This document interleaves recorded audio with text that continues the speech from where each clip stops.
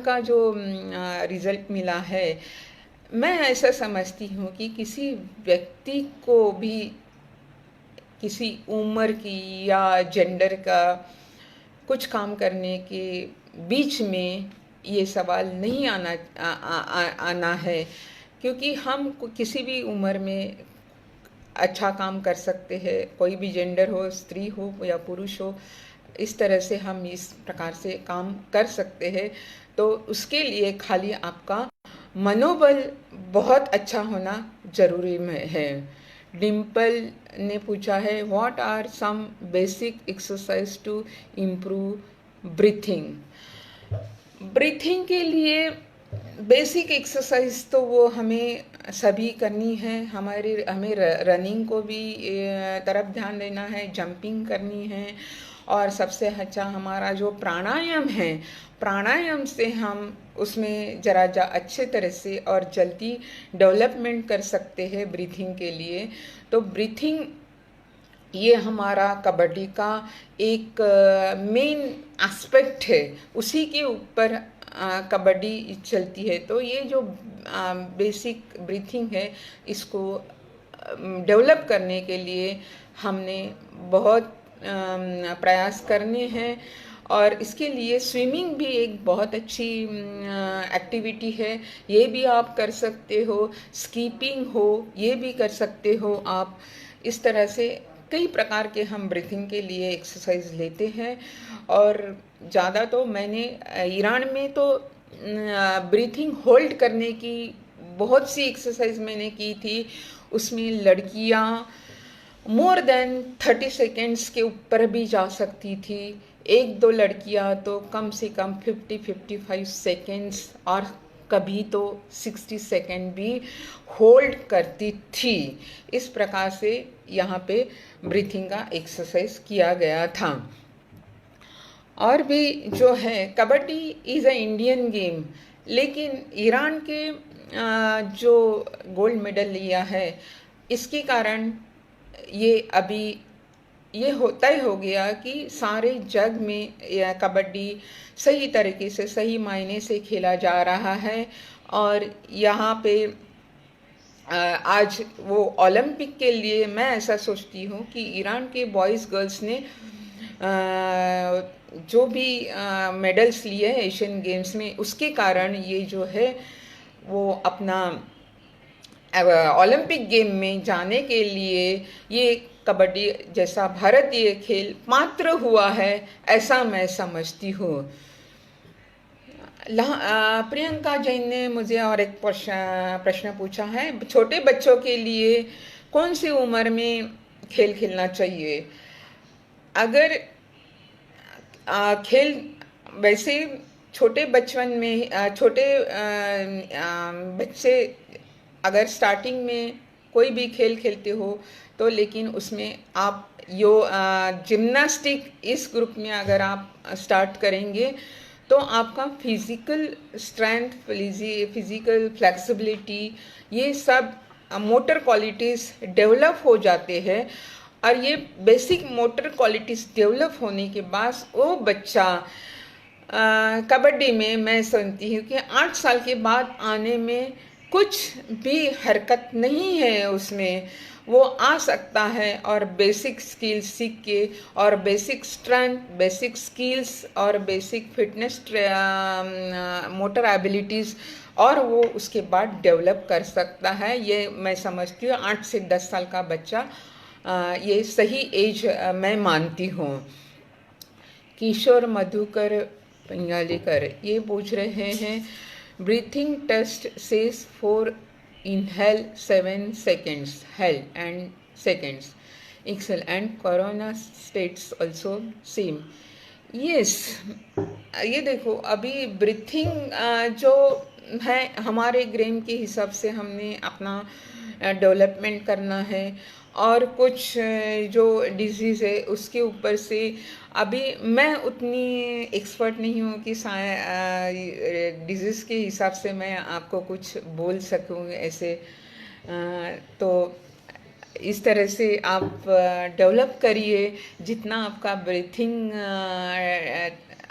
Capacity बढ़ेगा उतना आपका इंटरनल बॉडी भी स्ट्रॉन्ग होते रहेगा बॉडी, क्योंकि ब्रीथिंग से क्या होता है कि हमारे पूरे बॉडी में जो स्मॉल स्मॉल कैपिलरीज है वहाँ तक ऑक्सीजन पहुँचता है, और ऑक्सीजन इनटेक ऑक्सीजन अगर अच्छा हो गया तो हमें रोग प्रतिकार शक्ति भी बढ़ती है, ह्यूमिडिटी बढ़ती है।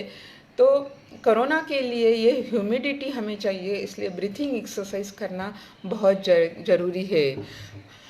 मैम तुमचा सायकलिंग एक्सपीरियंस, मेरा साइकिलिंग एक्सपीरियंस भी एक बहुत इंटरेस्टिंग है। मैं रिटायरमेंट के बाद मैंने साइकिलिंग शुरू किया, क्योंकि नासिक में बहुत अच्छा एक साइकिलिंग इन्वायरमेंट है, साइकिलिंग ग्रुप है, और सुबह सुबह नासिक का हवा और रोड्स भी बहुत अच्छे रहते हैं, उसमें साइकिलिंग करने में मज़ा आती है। जो हम गाड़ी में बैठ के, कार में बैठ के कांच बंद करके हम लोग जो घूमते हैं, उससे साइकिल पे घूमने से हमें एक्सरसाइज तो होती है, लेकिन हम नेचर के पास जाते हैं। तो ये नेचर के पास जाने से हमारा मन प्रफुल्लित होता है। हम नासिक में हम घूमते हैं तो हमें पीकॉक भी दिखते हैं, पंछी दिखते हैं, और ऐसे सब दिखने से हमें बहुत आनंद मिलता है, और वो आनंद हमें दिन भर काम करने की कार्य क्षमता बढ़ाती है।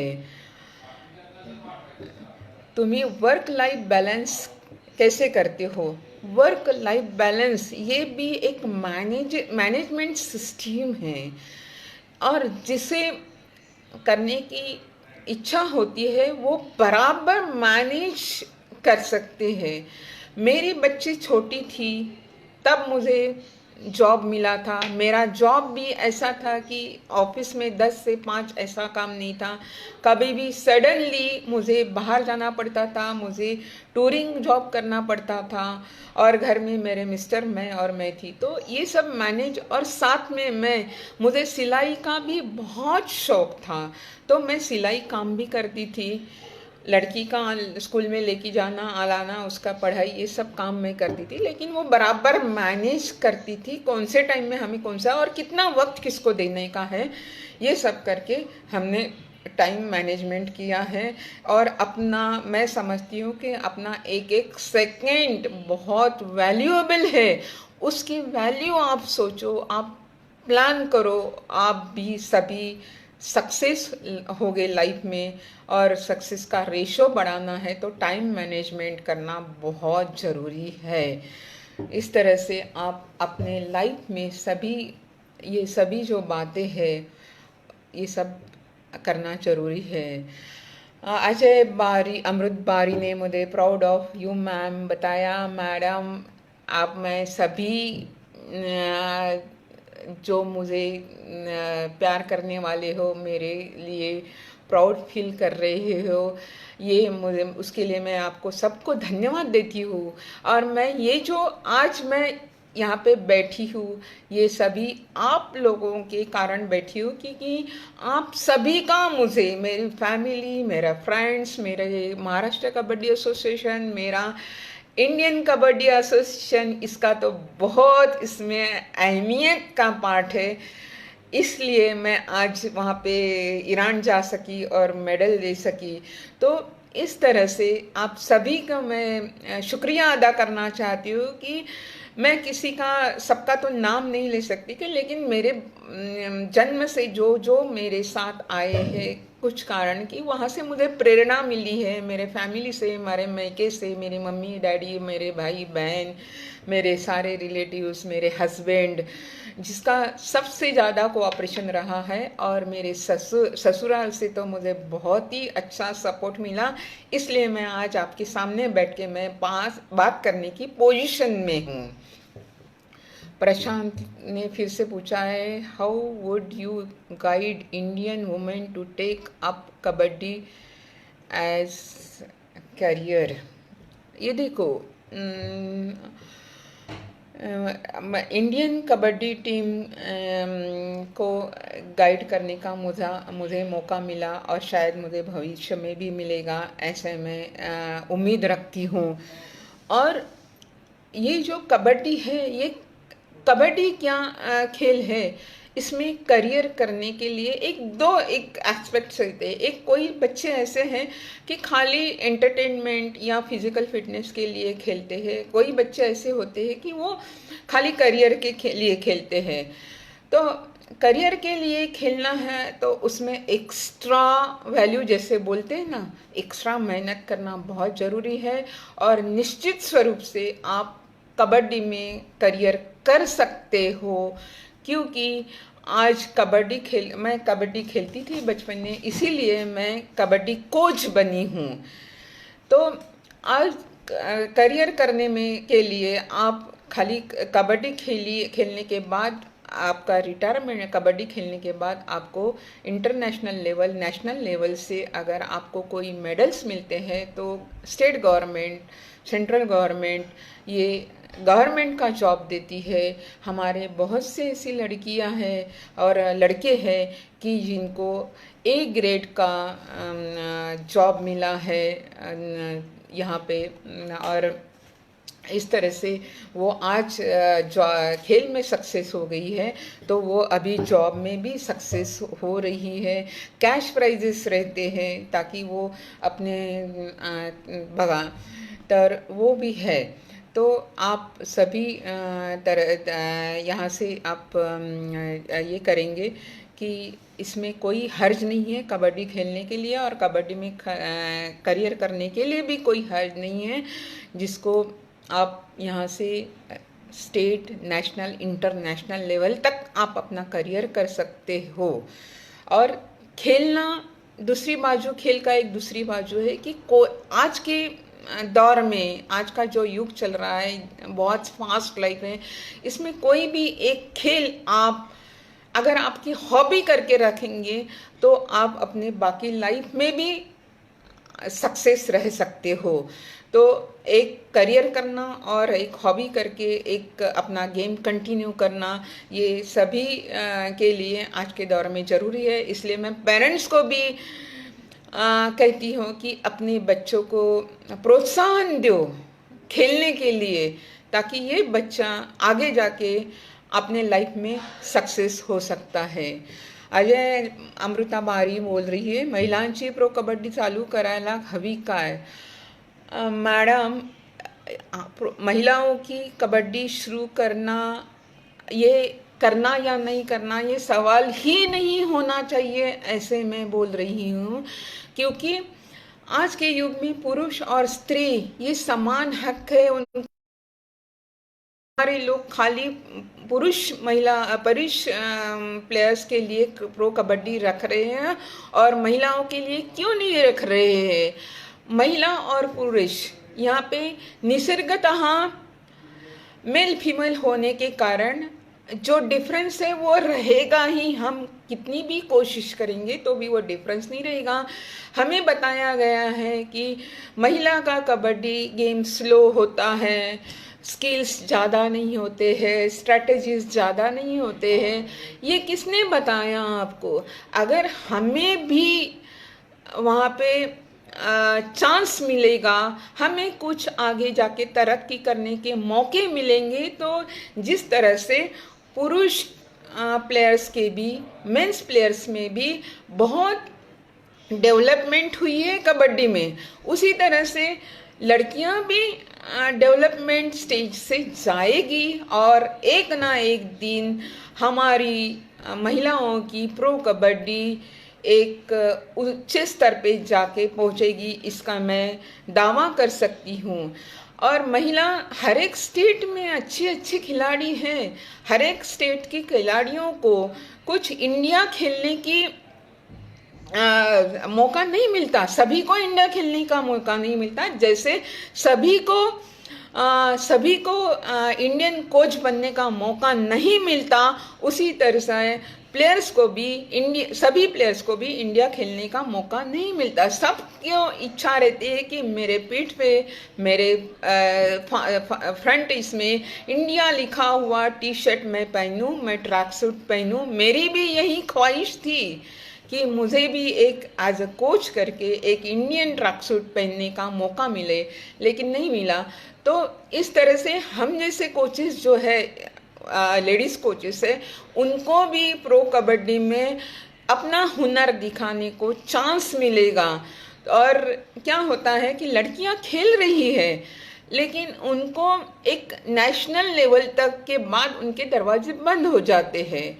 इंडिया कैंप में कितने जाते हैं, और इंडिया रिप्रेजेंट खाली 12। हमारा जो देश है 135 करोड़ का देश है, उसमें अगर हम 50% भी महिला समझे तो 50 करोड़, ये जो कम से कम 60-70 करोड़ महिला है, वहाँ पे उनको कोई चांस नहीं मिल रहा है कबड्डी में, प्रो कबड्डी में खेलने के लिए। तो मैं सभी से गुजारिश करूँगी कि स्पेशली मैं स्टार टीवी को गुजारिश करूँगी कि आप जल्दी से जल्दी प्रो कबड्डी महिला के लिए शुरू करके उनको एक अच्छा प्लेटफॉर्म दे दे कि वो अपना करियर वहाँ बताएंगे। नहीं तो नेशनल खेलने की बात क्या होते हैं कि लड़कियाँ को पेरेंट्स पूछते हैं कि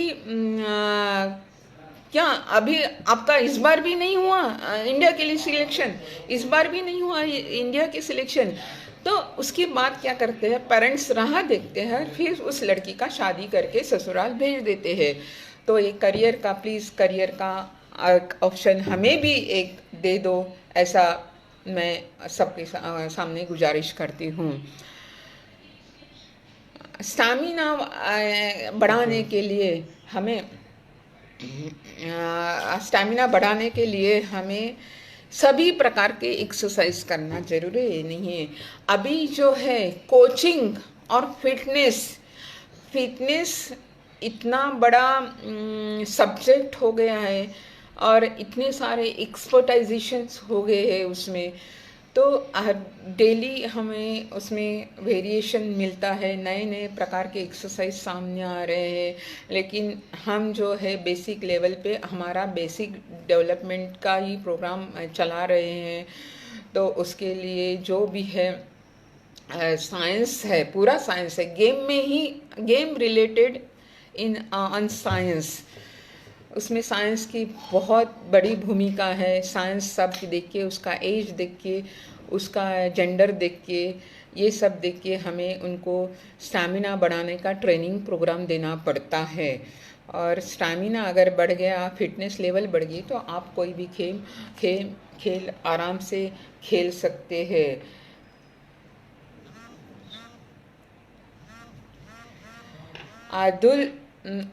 अब्दुल जालिया, इन्होंने भी मुझे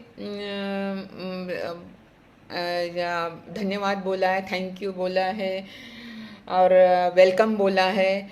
आप फिर से आप सभी को मैं धन्यवाद बोलती हूँ। और ऐसे ही इसी तरह से आपका प्यार मेरे साथ रहे, तो ताकि मैं और कुछ अपने देश के लिए कबड्डी की सेवा कर सकूँगी, तो उसमें मुझे और ज़्यादा आनंद मिलेगा। प्रशांत बोल रहे, do you take online coaching for kabaddi? Yes, I am trying to take online coaching camp. Just now I tie up with Bhosla Military School in Nasik. We are trying to take class for beginners because I already have my coaching center in Bhosla School at Nasik. बाकी आज मुझे बहुत खुशी हो रही है, आप सब प्रश्न पूछ रहे हैं, मैं ऑनलाइन हूँ, तो मैं ये सब जो कर सकी हूँ, मैं आफ्टर रिटायरमेंट किया है, ईरान का जो रिज़ल्ट दिया है मैं मेरे डिपार्टमेंट से रिटायर होने के बाद दिया है। और दिनेश जी बोल रहे हैं मुझे ऑल द बेस्ट, धन्यवाद। मुझे कबड्डी में और बहुत सारे कुछ काम करने हैं बाकी है, वो मेरे चालू है, और आपका सभी का मुझे उसमें योगदान चाहिए, और वो मुझे मिलेगा, ऐसे ही मैं समझ के चल रही हूँ। Thank you very much Prashant ji, thank you very much. आप सभी को इस प्लेटफॉर्म में आप लोग जुड़ गए हैं, और जो ये भी अपने कबड्डी के लिए जो भी कुछ काम हो और जो भी हो आप मुझे बता सकते हो कभी भी, मैं उसके लिए हरदम के लिए तैयार रहती हूँ। कबड्डी ये मेरा पैशन है। आज कम से कम 40 साल से मैं कबड्डी खा रही हूँ, पी रही हूँ। कबड्डी कबड्डी के सिवा और कुछ नहीं है ज़्यादा लाइफ में। तो ये कबड्डी के ऊपर अभी भी मैं कंसंट्रेशन कर रही हूँ। मैं आदिवासी पाड़े में जा रही हूँ। वनवासी कल्याण आश्रम की माध्यम से मैं आदिवासी पाड़ी में जाती हूँ, वहाँ से टैलेंट हंट करती हूँ और उस टैलेंट को मैं कोचिंग दे रही हूँ। किशोर, धन्यवाद। आपण या लाईव्ह आहात। अरे, और मैं चाहती हूँ कि अभी ये शायद हो गया है, और मैं आप सभी का फिर से एक बार शुक्रिया अदा करती हूँ और अपने देश के लिए शुभकामनाएं और अपने सारे देशवासियों के स्वास्थ्य की शुभकामनाएं करती हूँ। और अपने देश के साथ आप सभी बोलेंगे, जहाँ पे भी है वहाँ पे बोलेंगे कि कोरोना को हमें भगाना है, हमारे घर से भगाना है, हमारे सरहद से भगाना है, हमारे विश्व के सरहद से हमें भगाना है, और इसके लिए हम सभी एकजुट हैं। जय हिंद, वंदे मातरम। धन्यवाद।